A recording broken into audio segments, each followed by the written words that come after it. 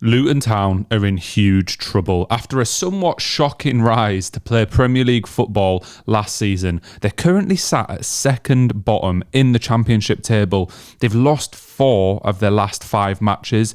They've got only 2 wins in their last 10 fixtures, and they've actually only scored 6 goals in the last 10 matches as well. And this all points to an even more shocking stat, which is that only Plymouth, a team who most people have pretty much 100% nailed on to get relegated, have a worse goal difference. Luton are sat at -18. This isn't just a slight fall from grace. Most teams who get relegated from the Premier League are kind of expected to bounce straight back up or at least finish in the playoff places. To be this far down is seriously concerning, and it genuinely wouldn't surprise me at this point if they end up getting relegated. I'm not saying that's going to happen, but at the start of this season, I predicted them to finish second.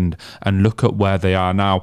But the question of today's video is why and how has this happened? And it's a pretty difficult question to answer. I'm going to start off with some transfers. They lost their key man, Ross Barkley. Nobody thought that he would be willing to drop down to Championship level with Luton, but he was definitely their best player during the stint in the Premier League. So it's still a massive loss. And they also lost Ogbene, who went to Ipswich Town. But I don't think that those two leaving the club is enough to explain this massive drop in form. And it's the same manager, so let's talk about him in Rob Edwards, who did an unthinkable job even bringing Luton to the Premier League. Nobody really expected them to actually get through that playoff battle. And when they were in the Premier League, yes, they got relegated, but they were the closest to surviving out of the teams that came up. Bear in mind, they came up through the playoffs as well, so you would kind of expect them to be the worst of those teams. They were third from bottom, so they were nearly still in the Premier League, despite the points being a little bit off on that one. They also had a 2 times better goal difference than Sheffield United. Sheffield United on 66, well, -66, and Luton on -33. So again, that kind of points to Luton been a better team with a better squad and a better manager, but that just hasn't matched up this season. And one of the main things that I think is maybe it was too much too soon. Everything came at once.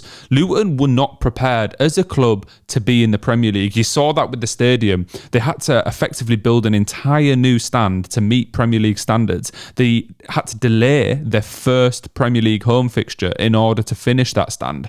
That says to me that although the club is obviously aiming for Premier League football, they were not in any way actually prepared to get there. And although they had risen relatively slowly, they finished 19th in the 1920 season, then up to 12th in the 2021, then up to 6th in the 21-22, then 3rd in 22-23, which obviously led to them winning the playoffs and getting promoted.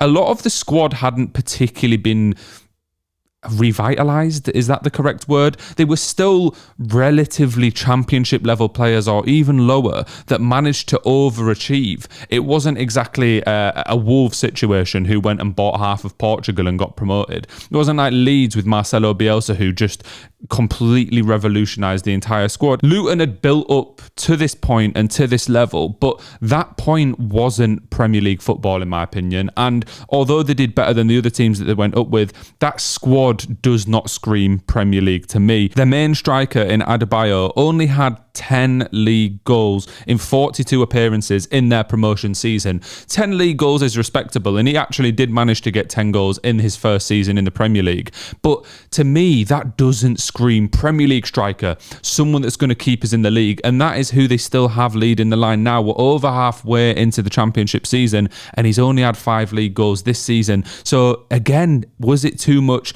too soon? And the 3 most expensive signings in the season that they were promoted really didn't live up to the hype. You've got Chong, who had 4 goals and 0 assists, playing the majority of matches in a mixture of an attacking midfield role and out wide. You've got Mads Andersen from League One, who was simply never good enough for the Premier League, and he's still at Luton now. Is he going to turn it around? It's kind of hard to say. And then Giles, a fullback who ended up on loan the second half of the Premier League season and has now left the club altogether. So again, when I'm talking about the club not being ready for that Premier League move, The transfers point to that. The lack of movement on the stadium, kind of anticipating any type of promotion, points to that.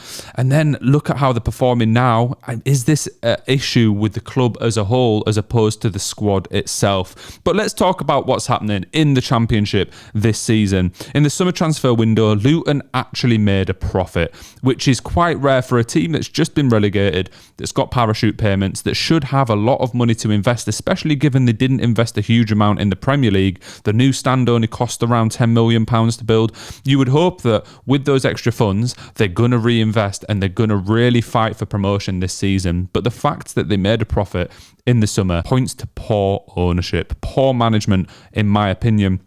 Luton fans, let me know what you think about this. I'm a Leeds United fan, so I don't know the inner workings of the club, what's going on with the ownership, etc. And I appreciate it's a small stadium, a small team, there's probably not a huge amount of revenue. But I want to know, in your point of view, has the ownership or maybe the structure at the club let you down a little bit? Because that's what it points to for me personally. Oh, and if you are a football fan, please do remember to hit like and subscribe. However, I've said it a few times in this video, on paper, they've got the 5th most valuable squad in the Championship according to Transfer Market. And I would have put them even higher at the start of this season. So it's actually practically impossible to say what's gone wrong. The only teams higher than Luton is Leeds, Burnley, Sheffield United and Sunderland, the 4 teams that are currently in a battle at the top of the league for those automatic promotion spots. So Luton just are an anomaly. And I think it's been a little while since we've seen something like this happen, where a team's come down from the Premier League into the Championship and performed so poorly. Relegation battle. I don't think they'll be there at the end of the season, but it could definitely happen. And I'm trying to pin it down. What is actually going wrong? I think a confidence issue. A lot of the same players that were promoted to the Premier League and ended up getting relegated after building season after season after season to kind of be knocked back down a level will massively impact their confidence and therefore their on-pitch abilities. I think that it's a mixture of these issues. What I mentioned earlier about too much too soon. When Luton got promoted, it was kind of a laughing stock. Not in a negative way from myself, but that stadium been in the Premier League, that squad been in the Premier League, everyone was rooting for him to stay up, but no one thought they'd stay up. I think it was too much too soon. I think another season in the playoffs, maybe a little bit more investment in the squad, and then challenging for automatic promotion and playoffs again the next season might have led to a more sustained stint in the Premier League. And then the manager, Rob Edwards, I'm not saying he's done a bad job in any way, shape or form, but for this squad to drop off a cliff like that has meant that he left the club by mutual consent.